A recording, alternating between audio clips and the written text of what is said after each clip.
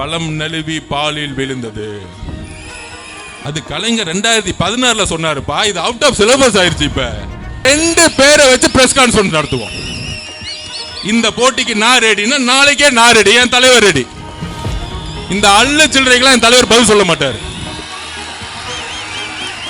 இந்த அள்ளு சில்லற, இந்த அண்டா சொம்பு டீஸ்பூனு இதுக்கெல்லாம் பதில் சொல்ல மாட்டாரு.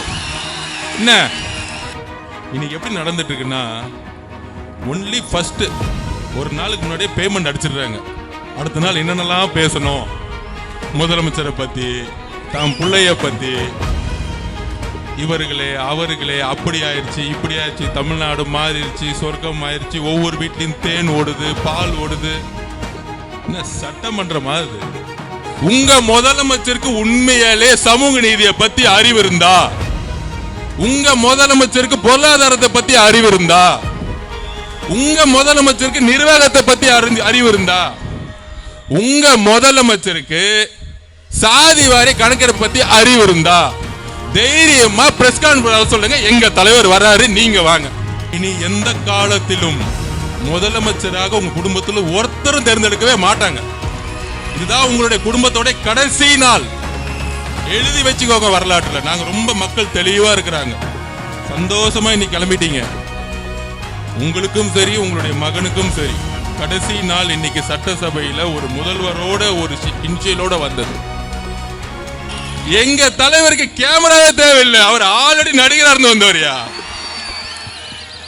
நீ ஸ்கிரிப்ட், அவரு உணர்வு.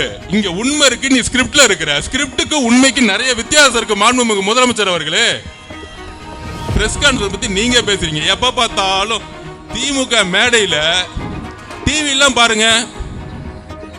அதான் முதலமைச்சர் அவர்கள் திடீர்னு ஒண்ணு MK Stalin share auto service ஒன்று ஆரம்பிச்சிட்டார். யாரெல்லாம் வண்டி நம்ம ஷேர் ஆட்டோல 9 நம்ம டிரைவர் கூப்பிட்டு பாத்தீங்களா, அண்ணா ஏறுன ஏறுன ஏறுன ஏறுன ஏறுன ஏறுன ஏறுன ஏறுன ஏறுன ஏறுன வண்டி ஏறுன ஏறுன ஏறுனு சொல்ற மாதிரி ஒருத்தரை ஜெயிக்கிறதுக்கு யார் யாரெல்லாம் கண்ணில் படுறீங்களோ தயவு செஞ்சு ஏறுங்க. பேமெண்ட் மட்டும் டைரக்ட் பிக்ஸ் ஜிபே அனுப்பிச்சுக்கிட்டே இருப்போம்.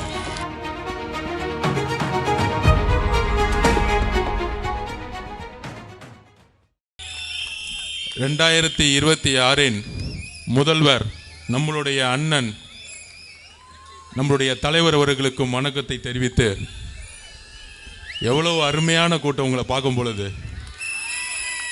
உங்க முகத்திலேயே தெரியுது இந்த உணர்ச்சி, இந்த சிரிப்பே ஆட்சி மாற்றத்திற்கான ஒரு பெரிய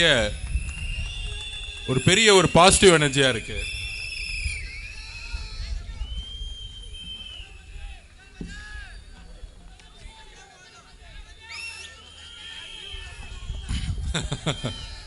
அது இல்லாம இல்லையா?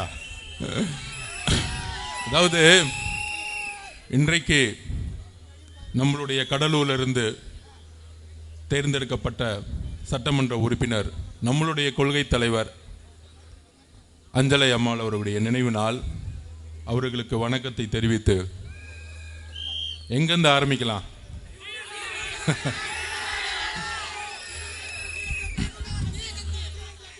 அதாவது நமக்கு கொள்கை தெரியுமா அப்படின்னு புதுசா ஒரு புரொபகண்டா ஆரம்பிச்சிட்டாங்க. காமிப்போம். இன்னைக்கு இந்த 5 வருஷத்தோட கடைசி நாளாச்சு அப்படின்னு சட்டமன்றத்தை பார்த்துட்டு இருந்தேன். அந்த யூடியூப்லாம் போட்டுட்டு இருந்தாங்க. அது என்னன்னு தெரியல. திமுகவுடைய முதலமைச்சர் ஸ்டாலின் சார் அவர்களுக்கு ஒரு மனநோய் வந்துருச்சுன்னு நினைக்கிறேன்.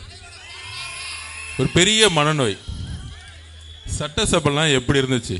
அண்ணா அவர்கள் இருந்தாங்க, புரட்சி தலைவர் எம்ஜிஆர் இருந்தார்கள், அம்மா இருந்தாங்க, ஒரு கலைஞர் இருந்தார், நல்ல விவாதங்கள் நடக்கும். இன்னைக்கு எப்படி நடந்துட்டு இருக்குன்னா, ஒன்லி ஃபர்ஸ்ட் ஒரு நாளுக்கு முன்னாடியே பேமெண்ட் அடிச்சிடுறாங்க. அடுத்த நாள் என்னென்னலாம் பேசணும், முதலமைச்சரை பத்தி, தாம் பிள்ளைய பத்தி, இவர்களே அவர்களே அப்படி ஆயிடுச்சு இப்படி ஆயிடுச்சு, தமிழ்நாடு மாறிடுச்சு, சொர்க்கம் ஆயிடுச்சு, ஒவ்வொரு வீட்லயும் தேன் ஓடுது, பால் ஓடுது. என்ன சட்டமன்றம் ஆகுது? நேரலையும் ஒளிபரப்ப மாட்டாங்க. புகழ்றது மட்டும்தான் வெளியே வரும், சேனல்லையும் யூடியூப்லையும். ஏன்னா அவங்கள பார்த்து யாரும் கேள்வி கேட்டக்கூடாது. கேள்வி கேட்டுறத பதில் சொல்றவங்கள வெளியே வராது. அப்படி இருக்கும் பொழுது இன்னைக்கு எழுதி வைத்துக் கொள்ளுங்கள் முதல்வர் அவர்களே, இந்த 2026 பிப்ரவரி 20 கடைசி சட்டமன்றம் தான் உங்களுடைய குடும்பத்துக்கு. இனி எந்த காலத்திலும் முதலமைச்சராக உங்க குடும்பத்தில் ஒருத்தரும் தேர்ந்தெடுக்கவே மாட்டாங்க. இதுதான் உங்களுடைய குடும்பத்தோட கடைசி நாள். எழுதி வச்சுக்கோங்க வரலாற்றுல. நாங்க ரொம்ப மக்கள் தெளிவா இருக்கிறாங்க. சந்தோஷமா இன்னைக்கு கிளம்பிட்டீங்க. உங்களுக்கும் சரி உங்களுடைய மகனுக்கும் சரி கடைசி நாள் இன்னைக்கு சட்டசபையில ஒரு முதல்வரோட ஒரு இன்சியலோட வந்தது. அப்ப கொள்கை தெரியுமா நம்மளை பார்த்து கேட்டாங்களே. நான் ஒன்னே ஒன்னு இந்த கடலூர் மண்ணில இருந்து கேட்கிறேன். 1921 ஜீவோ போட்டாங்க. கேஸ் சர்வே மூலமா எந்த அளவுக்கு சோசியல் ஜஸ்டிஸை நிலைநாட்டின ஊர் நம்மளுது. 1951 முதல் அமெண்ட்மெண்ட் தமிழ்நாட்டில் நடந்துச்சு. எதற்காக? நம்மளுடைய சமூக நீதி பாதுகாக்கப்படும் பொழுது நம்மளுடைய ரிசர்வேஷன் பாதுகாக்கணும்னு ஒன்று நடந்துச்சு. அதுக்கப்புறம் அம்மா ஜெயலலிதா அவர்கள் 69% பாதுகாக்கிறதுக்காக போராடி அதை நிலைநாட்டினாங்க. ஆனால் இன்றைக்கு இந்த கடலூர் மண்ணிலிருந்து திமுக ஒன்னே ஒன்று கேட்குறேன். பீகாரில் 2023 கேஸ் சர்வே பண்ணிட்டாங்க. அந்த கேஸ் சர்வே மூலயமா சாதிவாரி கணக்கெடுப்பு மூலயமாக எவ்வளோ பெரிய டிஃபரன்சஸ் இருக்கு. ஏழ்மையாக இருக்கக்கூடிய சாதிகளுக்கும் அரசாங்கம் செல்லக்கூடிய ஸ்கீம்ஸுக்கும் எவ்வளோ வித்தியாசம் இருக்கு, திட்டங்கள் எவ்வளோ வித்தியாசம் இருக்குங்கிறத கண்டுபிடிச்சாங்க. பீகாரில் நிறைவேறிடுச்சு, தெலுங்கானாவில் பண்ணிட்டாங்க, கர்நாடகாவில் பண்ணிட்டாங்க. அண்ணா வழியில் வந்த திமுக ஏன் கேஸ் சர்வேவை கையில் எடுக்கல? இதுக்கு முதலமைச்சர் இன்றைக்கு பதில் சொல்லணும். ஏன் எடுக்கலன்னா, சாதிவாரி கணக்கெடுப்பு நடத்திட்டா இன்றைக்கு உண்மையான கணக்கெடுப்பு தெரிஞ்சிடும்.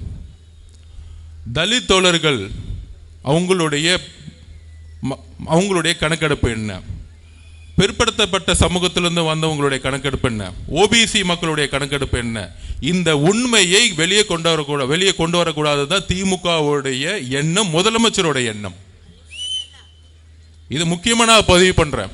அனைத்து கட்சிக்கும் இந்த கேள்வியை கேட்கணும். முக்கியமா திமுக கூட்டணி இருக்கக்கூடிய கூட்டணி கட்சிகள் சமூக நீதியின் அடிப்படையில் உருவாக்கக்கூடிய கூட்டணின்னு சொல்றாங்களே, 5 வருஷமா ஏன் தெலுங்கானால நடத்தினாங்க? காங்கிரஸை பார்த்து கொஸ்டின் கேட்கிறேன்.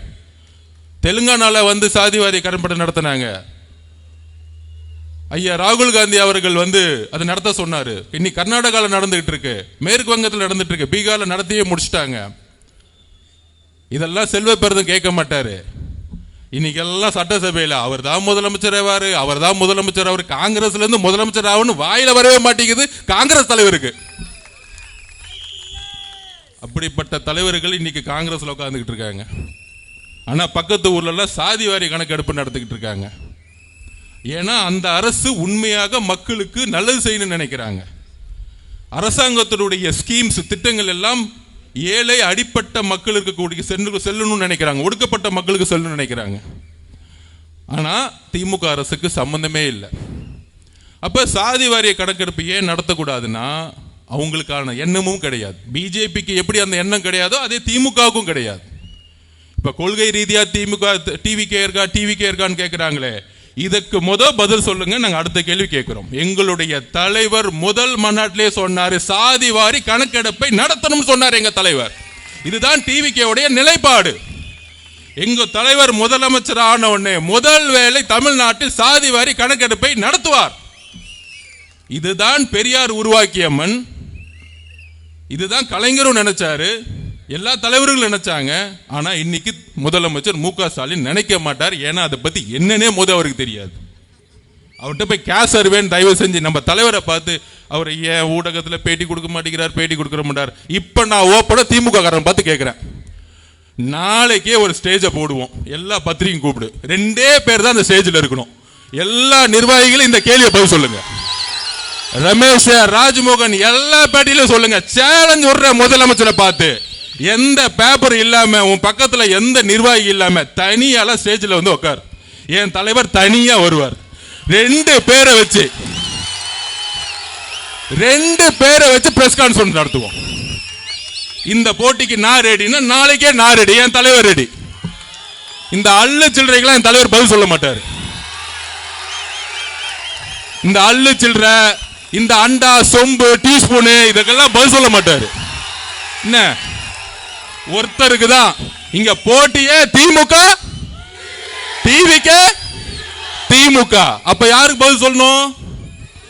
உங்க முதலமைச்சருக்கு உண்மையாலே சமூக நீதியை பத்தி அறிவு இருந்தா, உங்க முதலமைச்சருக்கு பொருளாதாரத்தை பத்தி அறிவு இருந்தா, உங்க முதலமைச்சருக்கு நிர்வாகத்தை பத்தி அறிவு இருந்தா, உங்க முதலமைச்சருக்கு சாதி வாரி கணக்கெடுப்பு பத்தி அறிவு இருந்தா தைரியமா பிரஸ் கான்ஃபரன்ஸ் சொல்லுங்க, எங்க தலைவர் வராரு, நீங்க வாங்க. இன்னமேட்டு பிரஸ் கான்ஃபரன்ஸ் பத்தி பேசினா மாண்புமிகு முதலமைச்சர் நீங்க வாங்க. 2 பேரும் எப்படி அமெரிக்காவில் உட்காந்து முதலமைச்சர் பிரைம் மினிஸ்டர் பிரசிடென்ட் ஆகிறதுக்கு முன்னாடி 2 பேரும் உட்காந்து பேசுவாங்க மக்கள் முன்னாடி. 2 பேரை பேச வைப்போம். ஃபர்ஸ்ட் ஷாட்லயே அவுட். ஏன்னா ஷூட்டிங் இல்ல, கேமரா இல்லைன்னா சிஎம் போயிட்டே இருப்பாரு. எங்க தலைவருக்கு கேமராவே தேவையில்லை, அவர் ஆல்ரெடி நடிகரா இருந்து வந்தவரியா. நீ ஸ்கிரிப்ட், அவரு உணர்வு. இங்க உண்மை இருக்கு, நீ ஸ்கிரிப்ட்ல இருக்கிற. ஸ்கிரிப்டுக்கு உண்மைக்கு நிறைய வித்தியாசம் இருக்கு. மாண்புமிகு முதலமைச்சர் அவர்களே, பிரஸ் கான்ஃபரன்ஸ் பத்தி நீங்க பேசுறீங்க. எப்ப பார்த்தாலும் திமுக மேடையில டிவி எல்லாம் பாருங்க, அதான் டிவில பாருங்க, எந்த திமுக காரனும் வந்து பேசுறதே கிடையாது. டிவில பேசுறது எல்லாம் பத்திரிகையாளர்னு சொல்லிட்டு உட்கார்ந்துட்டு இருக்காங்க. ஏன்னா பேச தெரியாத ஒரு கட்சி தான் இன்னைக்கு திமுக. நம்மள பார்த்து பேச தெரியுமா, பேச தெரியுமா, பேச தெரியுமான்னு கேக்குறாங்க. அப்ப உடனே நியூஸ் பயங்கரமா, பழம் நழுவி பாலில் விழுந்தது. அது கலைஞர் 2016 சொன்னாருப்பா. இது அவுட் ஆஃப் சிலபஸ் ஆயிருச்சு. இப்ப என்னைக்கு வந்து வண்டியை ஓட்டிட்டு இருக்கீங்க? பழம் நழுவி கெட்டு போன பால்ல விழுந்துருச்சு, அவ்வளவுதான் மேட்ரு. கெட்டு போன பால்ல உளுந்து என்ன பிரயோஜனம்? யார் குடிக்க போறா? அதாவது திமுக அப்படியே ஆரம்பிச்சிருச்சுன்னா, ஒரே ஒரு தலைவர், நம்ம தலைவரை பார்த்து அவர் பேரை சொல்றாங்களோ இல்லையோ, டெய்லி தூக்கத்துல இருந்து எந்திரிச்சு, தலைவர் சொன்ன மாதிரி தூக்கத்துல எந்திரிச்சா கூட விசில் அடிச்சிட்டு இருப்பாரு. அந்த மாதிரி டெய்லி ஒரு பிரச்சனை. இது எப்படி நம்ம தலைவரை ஜெயிக்கலாம், தமிழக வெற்றி கழகத்தை ஜெயிக்கணும். பர்சன்டேஜ் பாட்டு 27, 30, 32% போய்கிட்டே இருக்கு. எப்படி வந்து நிப்பாட்டணும் ஒன்னும் புரியல. திடீர்னு வந்து முதலமைச்சர் அவர்கள் திடீர்னு ஒன்று MK Stalin share auto service ஒன்று ஆரம்பிச்சிட்டார். யாரெல்லாம் வண்டி நம்ம ஷேர் ஆட்டோல 9 நம்ம டிரைவர் கூப்பிட்டாங்க பார்த்தீங்களா, அண்ணா ஏறுன ஏறுன ஏறுன ஏறுன ஏறுன ஏறுன ஏறுன ஏறுன ஏறுன ஏறுன வண்டி ஏறுன ஏறுன ஏறுனு சொல்ற மாதிரி ஒருத்தரை ஜெயிக்கிறதுக்கு யார் யாரெல்லாம் கண்ணில் போடுறீங்களோ தயவு செஞ்சு ஏறுங்க. பேமெண்ட் மட்டும் டைரக்ட் பிக்ஸ், ஜிபே அனுப்பிச்சுக்கிட்டே இருப்போம். ஜிபே பிக்ஸ் ஏறுங்க, ஜிபே பிக்ஸ் ஏறுங்க, ஜிபே பிக்ஸ் ஏறுங்க. எல்லாம் ஜிபேல தான் ஓடிட்டு இருக்க கூட்டணி இல்ல. அப்ப எல்லாம் ஷேர் ஆட்டோல ஏத்திட்டு தொண்டர்கள் நம்ம கிட்ட வந்துட்டாங்க. இதை சொன்னா புரிஞ்சிக்க மாட்டேங்கிறாங்க. காங்கிரஸ் இருக்க தொண்டர்கள் நம்ம கிட்ட வந்துட்டாங்க. எல்லா தொண்டர்களும் ஷிஃப்ட் ஆயிட்டாங்க. ஆனா ஷேர் ஆட்டோ மட்டும் போய்கிட்டே இருக்கு. முன்னாடி அவங்க அப்பா, பக்கத்துல பையன், 2 பேர் ஓட்டுவாங்க பாத்தீங்களா ஷேர் ஆட்டோ. அப்ப நம்ம எது ஓட்டுறோம்? அரசு பேருந்து, மக்களை ஏற்றக்கூடிய ஒரு பேருந்து. இப்ப ரீசெண்டா நான் பஸ்ல போனேன், மகாபலிபுரம் டு கோவளம் வரைக்கும் போனேன் ஒரு சர்வே எடுக்கிறதுக்காக. நானும் என் ஆபீஸ்ல வேலை பார்க்குற ஒரு தோழரும் போனோம். கேப்லாம் போட்டுட்டு போகும்போது நம்மளுடைய சின்னம் இருக்கு பாருங்க, எந்த அளவுக்கு ரீச் ஆயிருக்கு தெரியுமா? கோவளத்திலிருந்து கரெக்டா 7-8 ஸ்டாப்பு, மகாபலிபுரத்திலிருந்து கோவளம் வரைக்கும் நான் போயிட்டு இருக்கேன். ஒவ்வொரு தாட்டி கண்டக்டர் விசில் அடிச்சுக்கிட்டே இருக்கார். ரே போலாம், இறங்க, நிப்பாட்டு. நான் அப்போதான் நினைச்சேன், எத்தனை 1000 பஸ் ஓடிட்டு இருக்கு, ஒவ்வொரு ஸ்டாப்லயும் விசில் அடிச்சுட்டே இருக்காரு கண்டக்டர். அப்ப நண்பர்களே, நம்மளுடைய சின்னம் 8 கோடி பேருக்கு ரீச் ஆயிடுச்சு. நீங்க ஒன்னே ஒண்ணு புரிஞ்சுக்கணும், இந்த கூட்டணியுடைய அரித்மெட்டிக்ஸ்ல தமிழ்நாட்டில் எடுப்படாது. தலைவர் மேலே நம்பிக்கை இல்லாத பொழுது பக்கத்தில் இருக்கவங்க மேல எப்படி நம்பிக்கை வரும்? முதலமைச்சர் வேட்பாளர் அண்ணன் திருமானனா இல்லை, முதலமைச்சர் வேட்பாளர் கம்யூனிஸ்ட்ல இருந்து இருக்காங்களா? இல்லை. முதலமைச்சர் வேட்பாளர் அம்மா பிரேமலதா மேடமா? இல்லை. வேற யார் இருக்காங்க? முதலமைச்சர் வேட்பாளர் ஐயா வைகோ அவர்களா? இல்லை. முதலமைச்சர் வேட்பாளர்கள் அண்ணன் வேல்முருகன் அவர்களா? இல்லை. நேத்து வரைக்கும் எம்எல்ஏ சீட்டு கொடுப்பாங்களான்னு நினைச்சிட்டு இருந்தாங்க. அதனால இன்னைக்கு புகழ்ந்துட்டு இருக்காரு சட்டசபையில். ஐயா எனக்கு கொஞ்சம் எம்எல்ஏ சீட்டு கொடுத்துருங்க, அப்பாவும் பையனும் புகழ்ந்துடுறேன். எம்எல்ஏ சீட்டு வேணும்னா எங்க தலைவர் விஜய் அவர்கள் திட்டா சீட்டு கிடைச்சிரும், விட்டுருங்க. நல்லா இருந்துட்டு போறார், நமக்காக நல்லா இருந்துட்டு போறார். போனா பொழைச்சு போட்டோம். ஸோ அப்ப இன்றைக்கு நம்மளை வச்சுதான் அங்க வியாபாரம் பயங்கரமா ஓடுது. ஒரு பெரிய வியாபாரியை போட்டு ஒரு சின்ன வியாபாரி போட்டி போடுவாங்களே, அந்த மாதிரி நாங்க விஜய் கிட்ட போயிடுவோம் அங்க திமுக வியாபாரம் பண்ணிட்டு இருக்காங்க. எங்க தலைவர் முதல் நாளே சொல்லிட்டார், 234 தொகுதியிலும் தனியா நின்று வெற்றி பெறக்கூடிய வலிமை எனக்கு இருக்கிறது. தொண்டர்கள் பலத்தை மட்டும் சொல்லல, மக்களுடைய பலம். தெளிவா சொன்னாரு, நான் வீடு வீடா போயிட்டு தான் கட்சியே ஆரம்பிச்சேன், நீ இனிமேல் தான் வீட்டுக்கே போறீங்க. அப்ப அஜெண்டா தெளிவு. நமக்குள்ள ஒரு வேக ஒரு என்ன சொல்றாங்க, ஒரு டிவி மாயை உருவாக்குவாங்க. நீங்க 2014 திருப்பி சொல்ற 2014 தேர்தல் களம் எப்படி இருந்துச்சு தெரியுமா? கலைஞர் சென்ட்ரல் கவர்மெண்ட்ல அவங்க தான் பவர், காங்கிரஸ், விசிகே, பிஎம்கே வரிசையா பாத்தீங்கன்னா எல்லா கட்சி இருந்துச்சு. ஆனா 2014 எதிர்கட்சியா கூட திமுக ஆகல. அந்த ரிசல்ட் தான் திருப்பி வரப்போகுது. என்றைக்கும் திமுக 2வது தடவை ஜெயிச்சதா வரலாறே கிடையாது. என்றைக்கும் வரலாறு கிடையாது. அந்த வரலாற்றை அவங்க அப்பனாலே உடைக்க முடியல, பையனால உடைக்க முடியுமா? கலைஞராலே உடைக்க முடியல, ஸ்டாலினால உடைக்க முடியுமா? முடியவே முடியாது. அதுதான் வரலாறு சொல்லுது. கடைசியா ஒரு ட்ரை பண்ணி பார்த்தாரு கலைஞர். எப்ப தெரியுமா? 1984. ஏன்னா அப்ப எம்ஜிஆர் ஊர்ல இல்ல, வெளியூர்ல உடம்பு சரியா படுத்துட்டு இருக்காரு.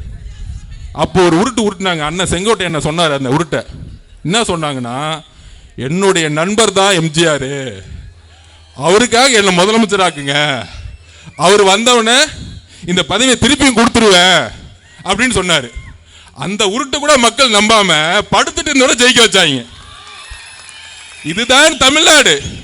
இந்த குடும்பம் என்றைக்கும் ஜெண்டாதர் ஜெயிச்சதே இல்லை.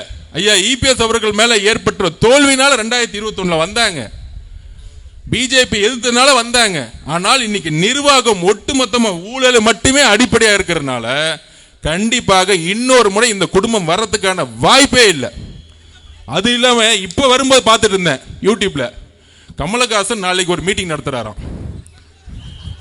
அது புரியல, திடீர்னு அவர் எங்க வந்தாருன்னு தெரியல அரசியலுக்கு. அந்த கட்சியை தான் ரெட் ஜெயிண்ட் வாங்கி 2 வருஷம் ஆச்சு. திடீர்னு எதுக்குப்பா அவர் காந்தியவாதி மாதிரி ஒரு மீட்டிங் நடத்திட்டு இருக்காரு, திடீர்னு பெரியாரிஸ்ட்ங்கிறாரு, திடீர்னு காந்தியவாதிங்கிறாரு. அந்த கூட்டணி நாளைக்கு எதுக்கு அந்த மீட்டிங்னா, என்ன ஒரே குழப்பமா இருக்குல்ல, அதனால எல்லா கூட்டணி கட்சிகளும் ஒரே ஸ்டேஜில் ஏற்றிடுறாங்க. அதுக்கு ஒரு காந்தியை கொண்டு வராங்க. நேற்று வரைக்கும் காந்தியை பத்தி யாரும் தமிழ்நாட்டில் பேசினதே இல்லை. ஆனா திடீர்னு கமலஹாசனை கூப்பிட்டு, அண்ணா நீங்க சும்மா தானே இருக்கீங்க, ஒரு காந்தி மீட்டிங் போட்டுருங்க, நம்மெல்லாம் ஒற்றுமையா இருக்க மாதிரி ஸ்டேஜில் நின்றுடுவோம். காந்திவாதி மீட்டிங்கு முக ஸ்டாலின் திமுக கூப்பிடுறீங்களே, அவர் உயிரோட இருந்தாருன்னு வச்சுக்கோங்க, ஏதாவது தூக்கி அடிக்க வந்துருவார். தமிழ்நாடு முழுசும் டாஸ்மார்க் 60,000 கோடி ரூபாய் சேல்ஸ் பண்ணிட்டு. காந்தியோட அடிப்படை கொள்கை என்னப்பா? மதுவுக்கு எதிரானது. ஆனா நாளைக்கு காந்தியவாதி மீட்டிங் முக ஸ்டாலின் அவர்கள் தலைமை தாங்குகிறார், துணை முதலமைச்சர் அவர்கள் தலைமை தாங்குகிறார். ஏன் டாஸ்மார்க்கை பத்தி பேசுறேன்? வட மாவட்டங்கள் இருக்கக்கூடிய திருவண்ணாமலையிலிருந்து விழுப்புரம், தருமபுரி, கடலூரிலிருந்து எல்லா ஊரும் இன்றைக்கு ஏன் வறுமையில் இருக்கு? அதிகமான டாஸ்மார்க் 20,000 கோடி இருக்குமான சேல்ஸ் இங்க தான் இருக்கு. இந்த வட மாவட்டங்கள் தான் இருக்கு. ஏன் வறுமையில் இருக்காங்க? நம்மளுடைய தலித் சகோதரர்களும் வறுமையா தான் இருக்கிறாங்க, நம்மளுடைய வன்னிய சகோதரர்களும் வறுமையா தான் இருக்கிறாங்க, எல்லா சமூக மக்களிலும் வறுமையா தான் இருக்காங்க. எங்களுடைய தலைவருக்கு சாதி தெரியாது. வன்னிய சகோதரர்களும் தலித் சகோதரர்களும் சரி சமமாக பார்க்கக்கூடிய ஒரே தலைவர் எங்களுடைய தலைவர். இந்த பிரித்தாளும் சூழ்ச்சியை எங்கள் தலைவர் உருவாக்க தெரியாது. இதுதான் எங்களுடைய அடிப்படை கொள்கை. வன்னிய சகோதரர்களும் தலித் சகோதரர்களுக்குமான ஏழ்மையை தூக்கி எறியதான் எங்க தலைவர் வந்திருக்காரு. அதனால தான் வட மாவட்டத்தில் முக்கியமா இன்னைக்கு மீட்டிங் போட சொன்னார். இந்த சாதியை அடிப்படையில் சாதிவாரி கணப்பை உருவாக்கி வறுமையை ஒழிக்க எங்க தலைவரால் மட்டும்தான் முடியும், தமிழக வெற்றி கழகத்தால் தான் முடியும். தோழர்களே, சாதியை தூக்கி எறிந்து நம்மளுடைய ஏழ்மையை நாம் நினைப்போம். நமக்குள்ள திமுக இது வரைக்கும் நம்மளை பிரிச்சு வச்சு ஏழ்மையை உருவாக்கி யோசிச்சு பாருங்க. திருவண்ணாமலையில் வேலு இருக்காரு, 30 வருஷத்துக்கு முன்னாடி அவர் யாரு? நம்மளுடைய தலித் சகோதரர்களே, நம்மளுடைய வன்னிய சகோதரர்களே, இன்னைக்கு உங்க அப்பா ஏழ்மையில இருந்திருப்பார், உங்க தாத்தா ஏழ்மையில இருந்திருப்பார், ஒரு சாதாரண விவசாயியா இருந்திருப்பார், இன்னைக்கும் குடிசை வீட்டில் தான் இருப்போம். ஆனால் 30 வருஷத்துக்கு முன்னாடி வேலு எப்படி இருந்தார்? இன்னைக்கு 2 மெடிக்கல் காலேஜ், 2 இன்ஜினியரிங் காலேஜ். எப்படி வந்துச்சு? இதுதான் கொள்ளை. அந்த கொள்கைக்கு அடிப்படை என்ன? நம்மளை பிரித்தாள்றது, ஜாதியின் அடிப்படையில் பிரித்தாள்வது. இனி வட மாவட்டங்களில் எல்லா சமூக மக்களுக்குமான திட்டங்களை எங்கள் தலைவர் உருவாக்குவார். எல்லா மாவட்டங்களும் வறுமையிலிருந்து வெளிப்படணும். ஒட்டு மொத்தமா சொல்றேன், தமிழ்நாட்டில் இருக்கிறதுலையே தென் மாவட்டங்களும் வட மாவட்டங்களும் மிகப்பெரிய வறுமையில் இருக்கு. அந்த வறுமைக்கு காரணம் அரசு தன்னுடைய திட்டங்களை சரியாக எந்த மாவட்டத்திற்கும் கொண்டு செல்லாதது. இப்ப கூட சொன்னாங்களே, குறிஞ்சிப்பாடியில் ஏன் பஸ் ஸ்டாண்ட் வந்துச்சு? கண்டிப்பா குறிஞ்சிப்பாடியில் பஸ் ஸ்டாண்ட் வர்றது தப்பு கிடையாது. ஆனால் நோக்கம் என்ன? அவங்க ஃபேமிலி சுத்தியிலும் லேண்ட் வாங்கி போட்டிருப்பாங்க, ரியல் எஸ்டேட், அவ்வளவுதான். அந்த லேண்ட் வேல்யூ ஏறணும்னா பஸ் ஸ்டாண்ட் கொண்டு போகணும். ஸோ இந்த மாதிரி எல்லாமே ரியல் எஸ்டேட் ஊழல், இதை நோக்கியே திமுக சொல்லும் பொழுது 11 பேர் இல்லை, இன்னும் யாரெல்லாம் இருக்காங்களோ இன்னும் ஒரு 25 பேரை கூப்பிட்டுக்கோங்க, இன்னும் 30 பேரை கூப்பிட்டுக்கோங்க. ஏன்னா உங்களுக்கு உங்க மேலேயே நம்பிக்கை இல்லை, அதுதான் பிரச்சனை. முக ஸ்டாலின் அவர்களுக்கு அவர் மேலே நம்பிக்கை கிடையாது, அதனால தான் இன்னும் 30 பேரை கூட்டிட்டு போவார். ஆனால் எங்களுக்கு, எங்களுடைய தலைவருக்கு இந்த மண்ணின் மீதும் இந்த மக்களின் மீதும் நம்பிக்கை இருக்கு. இன்னும் 75 நாள்ல தமிழக முதலமைச்சராக தலைவர் உருவாதை யாராலையும் நிப்பாட்ட முடியாது. தமிழக வெற்றிக்கிழமை ஆளுங்கட்சியாரது யாராலும் ஒட்ட முடியாது. ஒன்னே ஒண்ணு, நம்மளுடைய உழைப்பை 24 மணி நேரம் செலுத்துவோம்.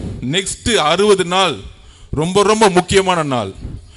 கடுமையா உழைக்கணும், கடுமையா உழைக்கணும். ஓட்டு போற அன்னைக்கு எல்லா மக்களையும் கூட்டிட்டு போய் விட்டுட்டாலே போதும், மக்களே வந்துருவாங்க. ஆனால் நம்மளுடைய பணியை கடுமையா செய்யணும் தோழர்களே. நமக்குள்ள உடனே ஜாதி பாகுபாடை கிரியேட் பண்ணுவாங்க. நீ இவரு அவரு, ஒரே ஒரு வாக்குறுதியை குடிக்கிறோம். நம்மளோட தலைவரும் நம்மளோட கட்சியும் எந்த மதத்திற்கும் எந்த சாதிக்கும் சம்பந்தம் இல்லாத ஒரு கட்சினா இன்னைக்கு அதுதான். இன்றைக்கு மாவட்ட செயலாளர் யாருன்னா, உண்மையிலே சொல்றேன், எனக்கும் சரி அண்ணனுக்கும் சரி எந்த ஜாதி என்னன்னு எங்களுக்கும் தெரியாது. எல்லோரும் சகோதரர்கள், ஒரே குடும்பம், ஒரே குடும்பமாக இணைந்து தமிழ்நாட்டை முன்னேற்றுவோம். வாழ்த்துக்கள், நன்றி, வணக்கம்.